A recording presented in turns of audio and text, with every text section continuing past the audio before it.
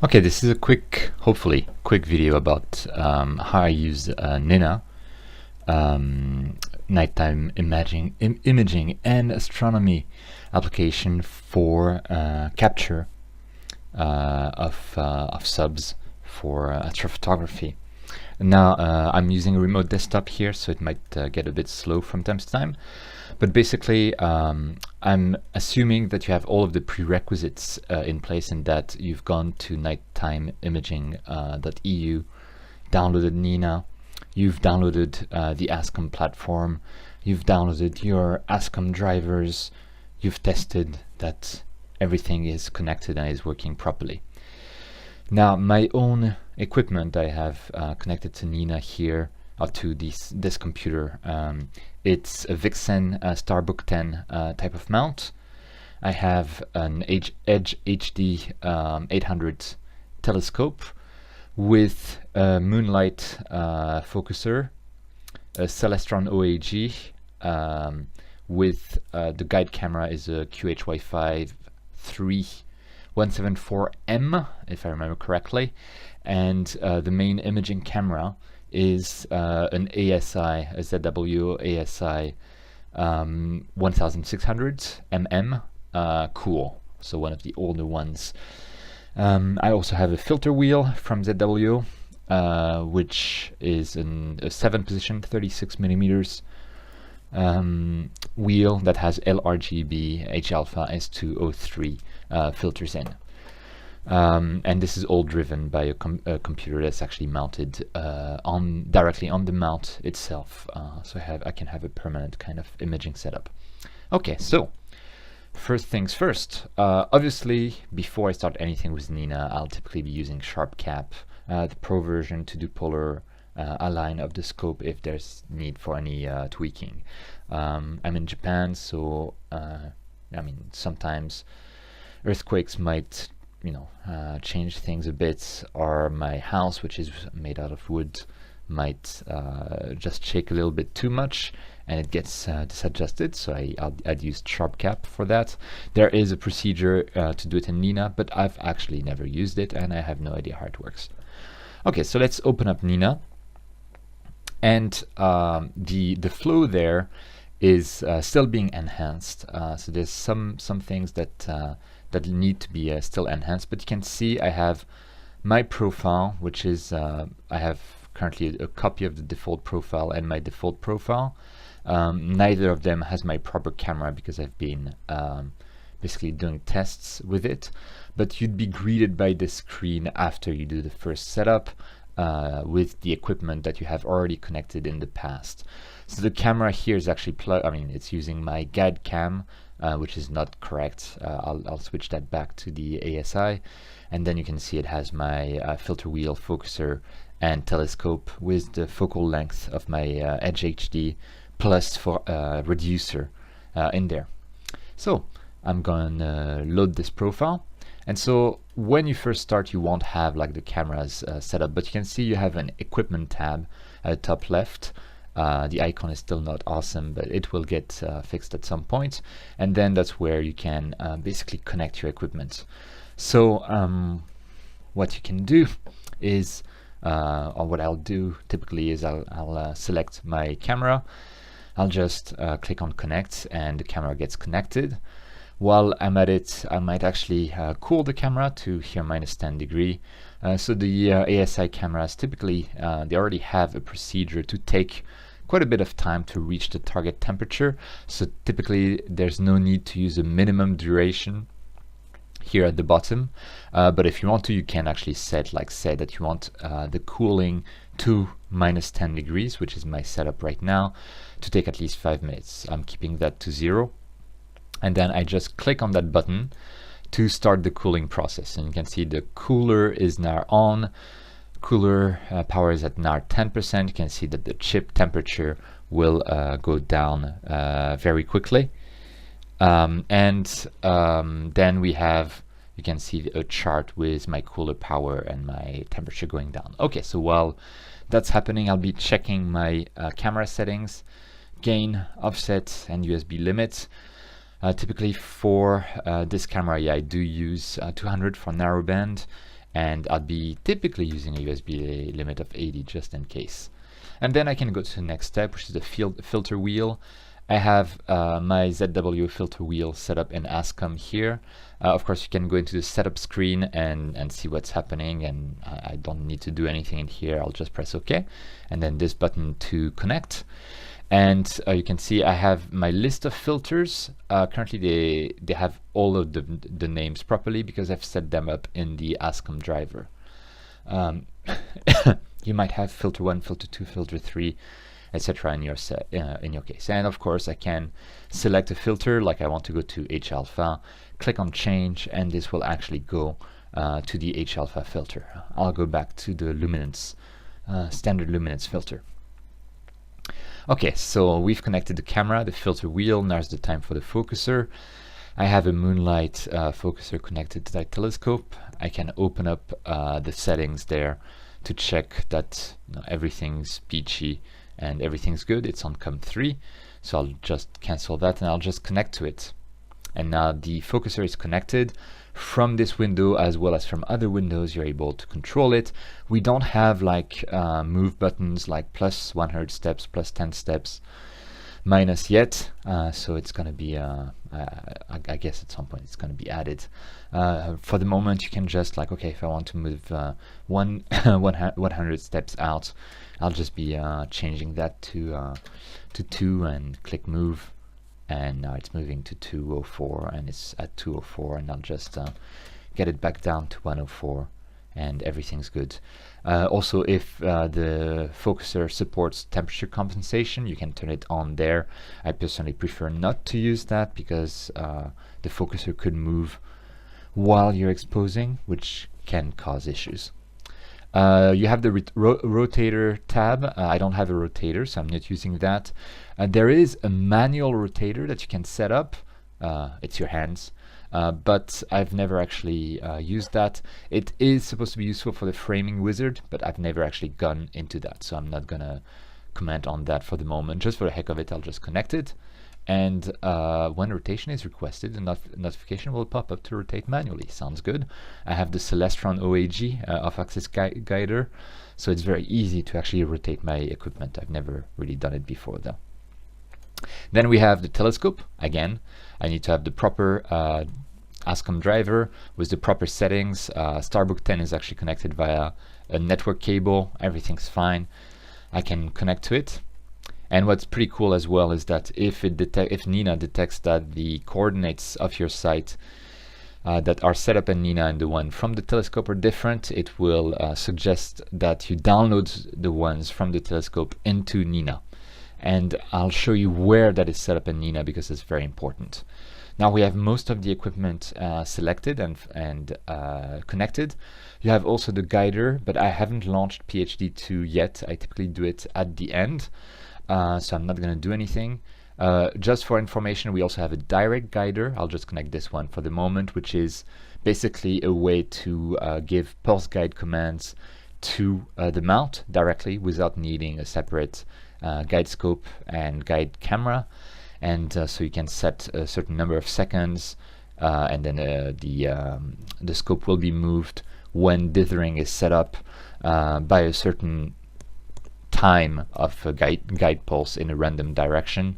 It's not so random. It actually tries to keep total deviation from the target as small as possible while doing efficient dithering, but it's in there. So let's connect that. And if it doesn't work, it's my fault. I added this particular feature.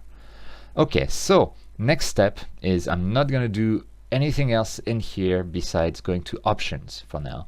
So let's go to options. You can see here I'm starting to get into the meat of things. So first things first, we have here my profiles. If I like my profile and I have multiple equipment profiles, I can add a new profile. I can create a copy of this one. I can load this profile, that profile, etc. So that's very easy to do. On the right hand side, what's important for me in particular is the log level of my my logs. Typically, if you're just starting to use Nina and you're just testing your equipment, and you should really do that during the daytime so you don't get frustrated about losing imaging time, I'd set up the log level to be trace. That way, if you have any issue, you can go to the Nina Discord channel and you have a pretty complete log to put in. Another thing is the device polling interval. It will poll the devices, basically get updates from the camera, etc. every 0.5 seconds by default. I like to put that to 2 seconds to not overstress the equipment. In theory, it shouldn't be a big difference, but I've noticed when I added a feature to park the telescope at the end of a sequence and to warm the camera gradually, that my camera, at least the ASI camera, didn't like to be pulled that often and would get stuck warming up the camera, and that was not a problem in Nina but in the actual driver from ZWO. So I put that to 2 seconds just in case. Another thing is the auto update source. If you like to have stable releases, you can put that to release. If you like to live on the bleeding edge, as I do, because I'm adding features to Nina that I need, and so once the devs actually pull them in, I'll be able to use them. So I put nightly because I like to live on the bleeding edge. You also have a color schema option here, which basically it's all about something that's comfortable to you while you're looking at a screen at night. I like Persian. By default it's light. You probably don't want light, but just feel free to check them around and choose the one that you like. Then very, very important, astrometry here at the bottom. This is something that you have to set up. You don't want it to be not set up. It's possible that when you collected your telescope, if the coordinates in Nina and in the telescope were different, you got the message like, hey, the coordinates are different. Do you want to import the coordinates from the telescope? If you said yes, then this is already set up. But if you didn't get the message, or you said no, then your latitude and longitude are probably completely wrong and you want to change that. Now you can actually also get them from Planetary software. If you have like Carte du Ciel or something else like that launched on here, you could actually get that from the observing site that you have set up in Carte du Ciel. I've not tried that feature, but it's available. Or if you have an NMEA GPS device, one of those little USB keys, you can import the coordinates from there as well. Or you can just type them in manually. Another thing that you may want to add is openweathermap.org. It can get weather information and moon phase information, if I remember correctly, in here and display them in the system. For that, you need an API key from openweathermap.org. It's free, but you still need to go like to register on the website, log in, get your API key, and so it can take a bit of time. It's worth it in my opinion, and of course it's free. I don't have my password saved. Hopefully it's the correct password. And once I'm logged in, I should have a section of the website with my API key that I can just copy paste into Nina here. So that's to access weather data. And it's totally not connecting, but never mind. Okay, so now first pane of options. Second pane is equipment. Equipment can be quite important as well. Here, the camera information. Typically, you'll already have the pixel size, and also the resolution will be picked up from the camera ASCOM driver or just the camera native driver directly. So I typically don't change anything in there. Bit depth actually I think should be 16, even though it's not a 16-bit camera. And I put read noise in electrons as per the ZW website. I think this is used for like calculating optimum exposure, but I'm not even sure. It's not super important besides the pixel size. The pixel size in arcs, in microns in this case, is important because it's going to be used to compute the resolution of each pixel, so how many arc seconds each pixel covers, which is very important for plate solving. Then we have the telescope. telescope, you can put a name. I'll just put a name here. You should put the focal length. That's the most important parameter. It's used in combination with the pixel size to determine the resolution of a given pixel. And then you have another one, which is the time after slew. So how long should Nina wait after the telescope slews before doing something else? For example, if I have several targets set up in my sequence, how long should I wait after the telescope slews to my next target before it starts the next exposure, or for example starts the plate solve routine to center the target? Then before I go to focuser, I'll go to filter wheel. So filter wheel, you should have your filters from the filter wheel already in there. You might have names like filter 1, filter 2, 3, 4, 5, or just numbers actually, 0, 1, 2, 3, 4, 5, 6. You can just click on import filters from filter wheel if you have set up your ASCOM and the names are properly reflected in here. When you click on this import filters from filter wheels, the names of the filters will be automatically reflected. Same thing, you can put autofocus exposure times, how long you want to expose during autofocus. So for my broadband imaging, which I very rarely do in Tokyo, I use 4 seconds. For narrowband imaging autofocus, I use 10 seconds. But what I really want to do, and I'll get to that at some point, is to put in some focus offsets in steps of the focuser, so that I could autofocus with the luminance filter, for example, and even if I'm imaging with H-alpha, because then the system can go to L, autofocus on L, add a focus offset to go back to H-alpha. So for example, if H-alpha is 100 steps out from L in terms of perfect focus, I can put 100 steps here. So that's very, very cool to have this kind of settings per filter.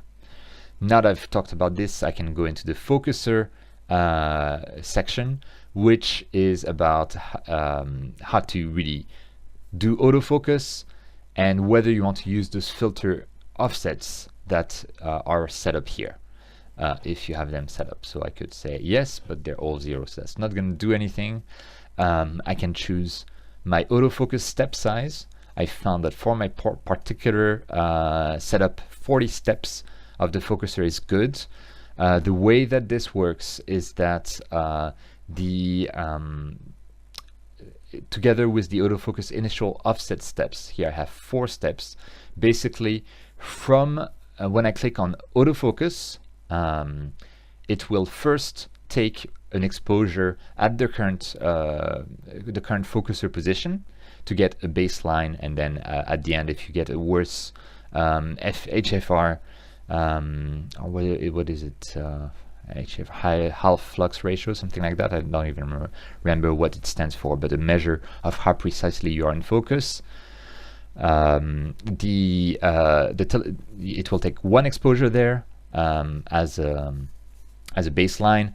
If at the end you get a worse autofocus, it will just come back to that original focuser position.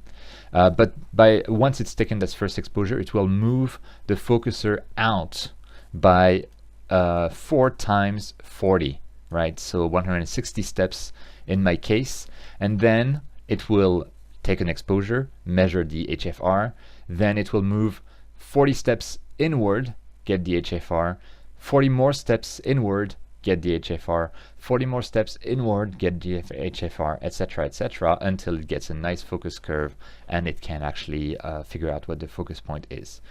You have the default autofocus exposure time, which will be effective if you don't have anything set up in the filters themselves. You have the focuser settle time. This was something that I added because one of my focusers is a belt focuser on a lens, and it actually shakes the lens a little bit when it's focusing, so I don't want the autofocus routine to take the next exposure of autofocus before the lens has settled. By default this is 0, but you can change it to another value if you want the autofocuser to kind of wait in between moving the focuser and taking the next exposure. Then you have the autofocus number of attempts. This is if you have a failed autofocus, for example.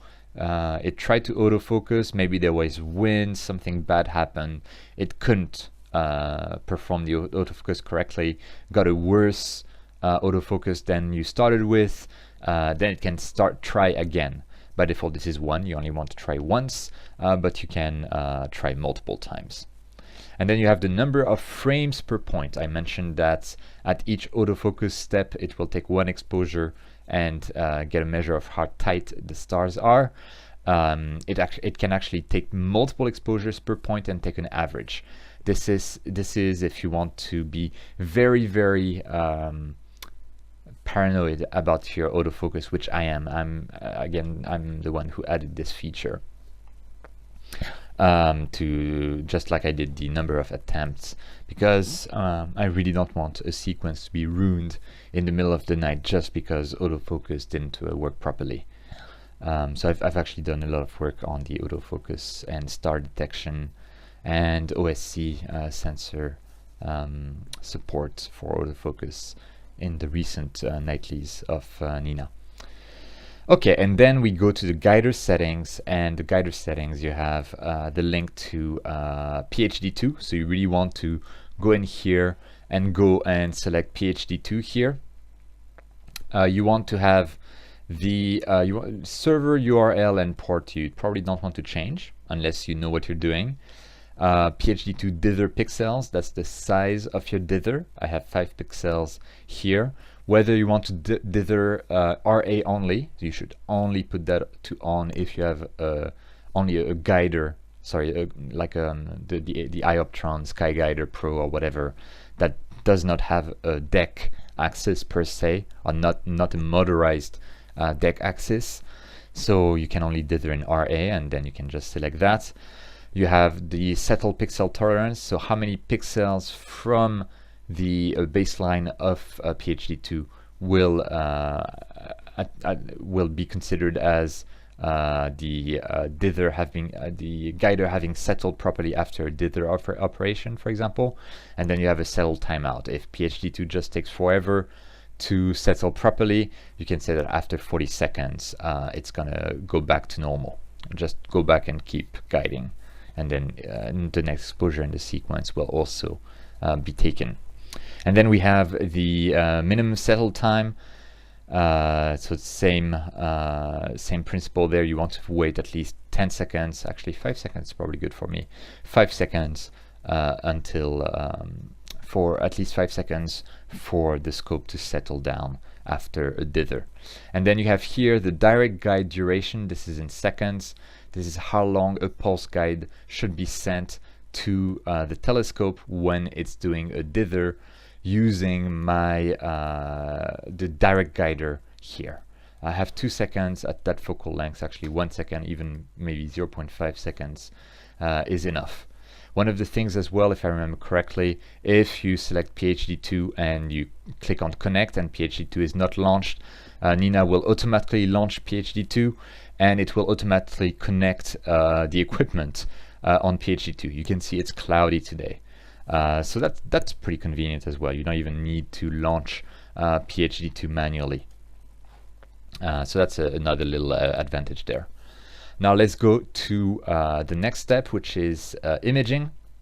And in imaging, you can choose, basically on the left hand side is how you want to save your files.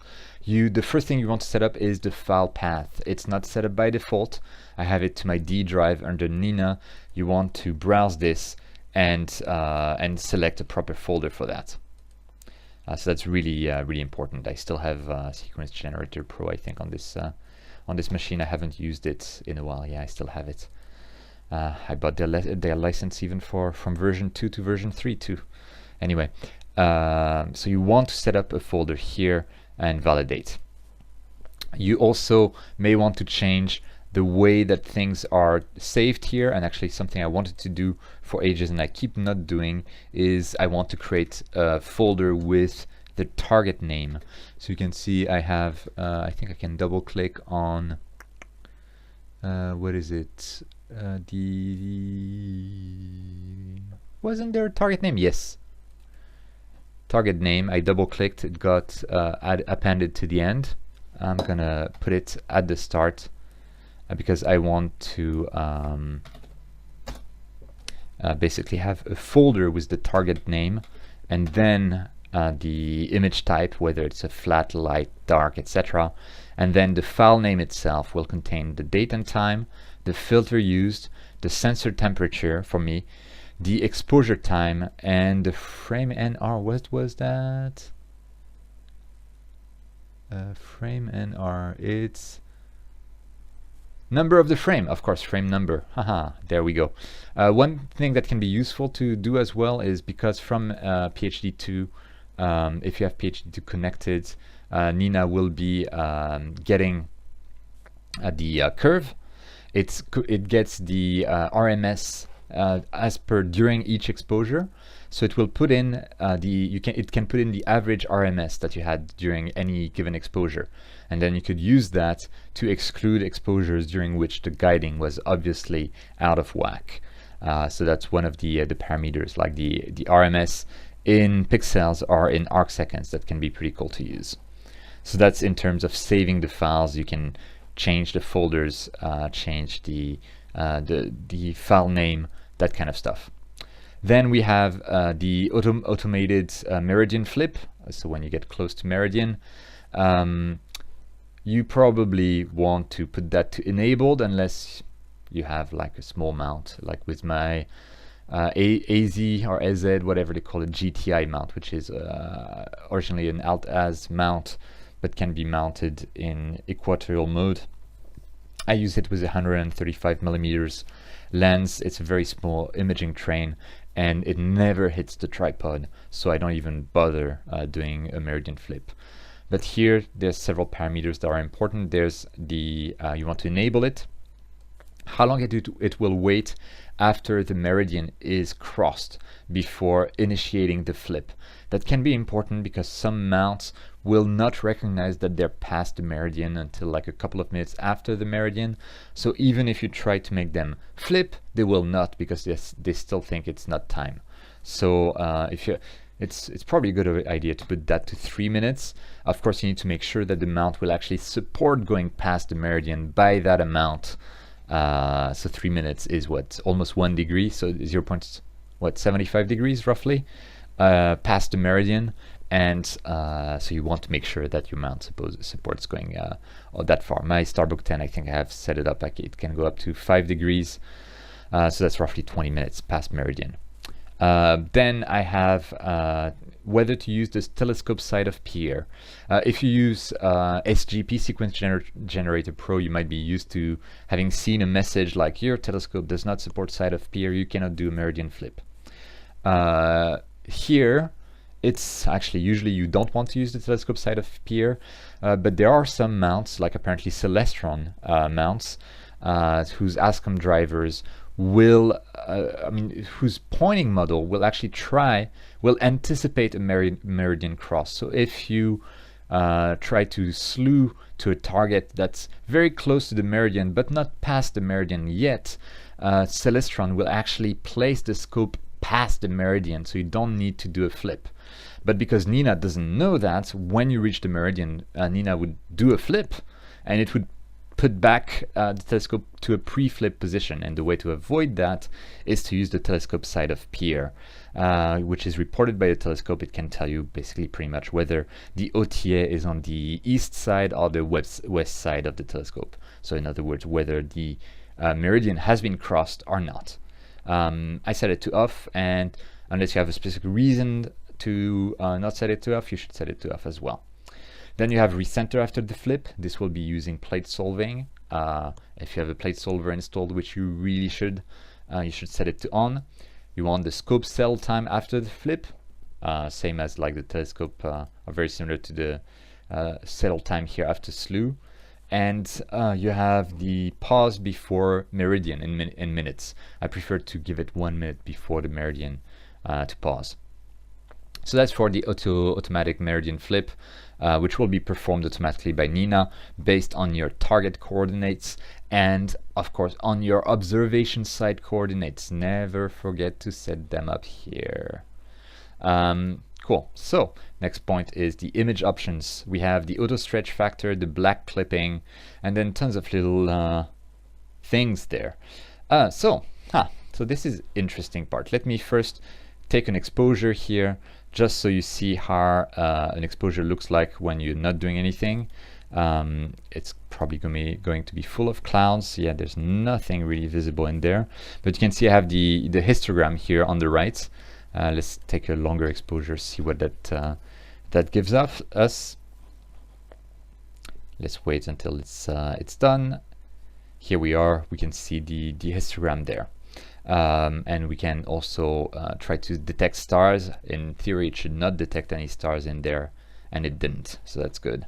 But okay, so just to tell you how things will be used. You have an auto stretch button here, and you have a star detection button here.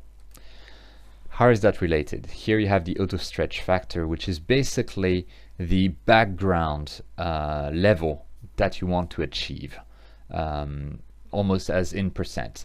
And this is something by default in PixInsight, for example, the value is 0.2, but I've noticed that sometimes for autofocus, this is too aggressive. It makes star detection by Nina a bit more difficult.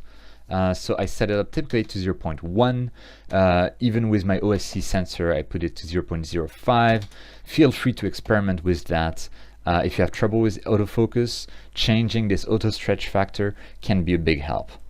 You have the black clipping factor as well, which is basically in standard deviations from the mean, how much it will move the black point of the histogram to the right.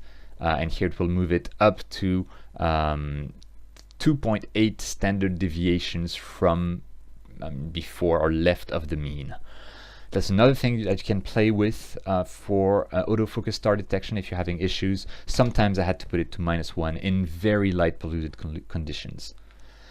Then we have, let me put it back to -2.8 for me, and this to 0.2. And these are the standard settings that you will have in the STF function in PixInsight, for example. Then you have several options. You have, do you want to annotate the image? Annotate the image will basically put a circle plus the measured HFR again around each star in this particular screen. Here I don't have stars, so I'm not seeing anything, unfortunately. But if you have the detect stars enabled here, and it actually detects some stars, it will put a little yellow circle around each star with the HFR written next to it. So that way you can, I'm using my scroll wheel to zoom in and out, by the way, but you can actually see which stars have been detected. If you have trouble with autofocus, you can use this feature to kind of try to see whether it was able to detect some stars. Okay, going back, this is taking longer than I expected. If you have an OSC sensor, do you want to debayer the image or not? The answer is yes, absolutely. You really want to debayer the image. The reason is if you don't have this set to on, autofocus will try to run on bayered images.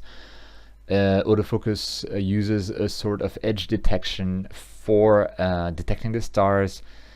If you have a Bayer matrix in there, you will have horizontal and vertical lines that can interfere with that, and it will detect far fewer stars than if you have the Bayer unselected. So if you have an OSC sensor or a DSLR, you want to debayer the image. And also if you have an OSC sensor, you might want to turn on the unlinked stretch. This is again same as PixInsight. In the STF function, you can do a normal stretch that will stretch red, green, and blue channels by the same amount. Or you could do an unlinked stretch where it will actually look at the mean and the standard dev and the MAD of each channel separately, red, green, blue, stretch each channel separately, and then recombine the image together. This is what an unlinked stretch does. The unlinked stretch is great. It gives you, especially in light polluted areas. When I take pictures without it, I'll get a huge blue background here. It's terrible. With the unlinked stretch, I can actually see my objects there. It's awesome. The problem with an linked stretch is it takes a little bit of more time, and also it's highly multi-threaded, which can be an issue for people using the x86 version of Nina.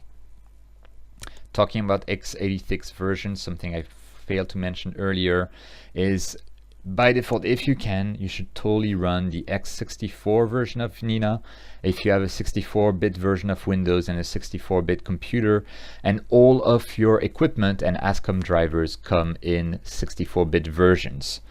If they don't come in 64-bit versions, you should contact the vendor and ask them to provide those ASCOM drivers in 64-bit versions. By default for them, it's extremely easy to do, and they should be doing it already. We're not in 2002 anymore. So all programs and drivers should have a 64-bit version. That's, I mean, just my opinion. Anyway, going back, so unlinked stretch, if you get errors like out of memory kind of errors, you will want to turn that off if you're using the x86 or 32-bit version of Nina. It's actually being enhanced to not have this issue anymore, but just in case. The histogram resolution is a number that determines how smooth the histogram curve will be here. 300 is a good number. If you have a very low-powered PC, you may want to put that to 100. Then we have the sequence options. You can have a sequence template that you can save from the sequence tab. You see you have the save button here. I'm not going to get too much into that yet, but it is available and you can load a template. You also have the option to park the mount when the sequence ends. If you select that, the mount will, once a sequence is fully ended for all of the targets, the mount will call its park function or park method if it's available. If not available, the scope will slew more or less towards Polaris, towards the celestial pole. So it might not be Polaris if you're in New Zealand. So yeah, that's important. It will slew to the celestial pole of your respective hemisphere. Going back, by the way, your hemisphere is here. Set it up properly. If not, you'll get into trouble. And also the option to warm the camera when the sequence ends. And by default for me, it will warm the camera over a period of time of 20 minutes. And then you also have a reset layout button here. This is for the especially the imaging tab here. That's very easy to kind of mess up. It's very powerful to move windows around and panes around and replace them. But if you kind of lose track of what you're doing, you can just go there and click on that button, and the panes there will come back to their defaults. And next part is the plate solving options, and this is where that's super important. This is where you can set up your plate solvers, and you have the usual stuff like people from Sequence Generator Pro will be used to plate solve too. I have it. You need it's not provided with Nina, unlike SGP, so you need to actually go and plate solve 2 downloads and go and get it, right? So you'll download it, you'll install it, and then for me, I just put the folder under the Nina folder, and I'm just pointing to it. Here it is, right? So you want to install PlateSolve 2 and then point Nina to it, and then you can set the number of regions to search. I personally, I love PlateSolve 2 because it works well, but PlateSolve 2 for me has tendencies of throwing overflow errors, which completely block my sequence, both in SGP and in Nina. So I do not use PlateSolve 2. There are much better alternatives now, in particular the one I'm using here, ASTAP. Another one you can use is a local plate solver. If you have basically the local astrometry.net thing installed on your computer, you can use that, and then you can use that as the blind solver. If you want to use astrometry.net directly online to do plate solving, you need to put in your API key. And I think this is not the case in SGP, so maybe SGP has a partnership, I don't know how it works. But basically, I think there's a link, api.astrometry, Nova. There, you want to go to nova.astrometry.net. Then you want to set up an account. So you can, there will be a register option here at the top. I'll just sign in with my own account. Okay, I'm just gonna do this. Let me pause the recording while I do that. And it's done actually. And under my profile, I have my API key here. And here it is. So I will copy paste that. Make sure you do not include a space like this space. If you have it, it will not work. So make sure you're including only the alphanumerical, actually just alphabetic characters here, and then copy paste it into Nina here. Without this, it will not work. Then you have my favorite, ASTAP. ASTAP is an awesome plate solver. It's under heavy development and being developed constantly.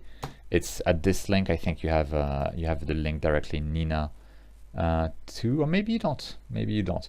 Just look for ASTAP in Google, and this is great. Yeah, it's been just updated yesterday. So you just go and download the ASTAP installer from SourceForge. It just takes a few seconds, and once it's done, you'll install ASTAP. I'll just do it right now because hey, why not update the version while I can. In parallel, you'll want to also download the catalog. Here, I already have it installed, so I'm not going to download it again. But you want to download the star catalog and get it installed after ASTAP. And ASTAP is actually also a stacking program for your subs. I haven't used it that way. I'm just using the plate solver, which I cannot stress enough is awesome. Okay, so let's just install that, and it's done.